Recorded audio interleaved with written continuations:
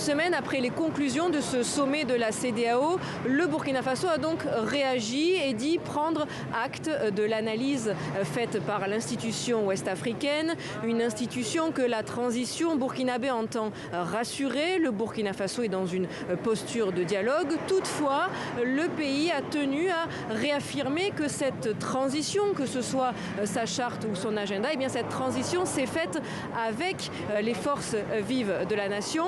La CEDEAO s'était notamment dit préoccupée par le délai de la transition fixé à 3 ans. Le porte-parole du gouvernement, Lionel Bilgo, a réagi. Le gouvernement du Burkina Faso ne subit qu'un seul délai, celui de bien faire les choses, celui d'agencer son action conformément aux réalités du terrain, en toute objectivité, avec la plus grande prudence et le plus grand réalisme possible. Ce qui nous dicte notre action, c'est vraiment le terrain, c'est vraiment l'opérationnel et c'est le contexte dans lequel le Burkina Faso est plongé.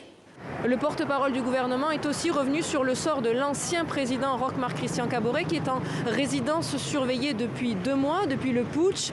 Des concertations ont été initiées il y a 3 semaines, a-t-il expliqué, pour faire en sorte que celui-ci soit transféré dans une résidence familiale de son choix, sans pour autant préciser si l'ancien chef d'État sera libre de ses mouvements.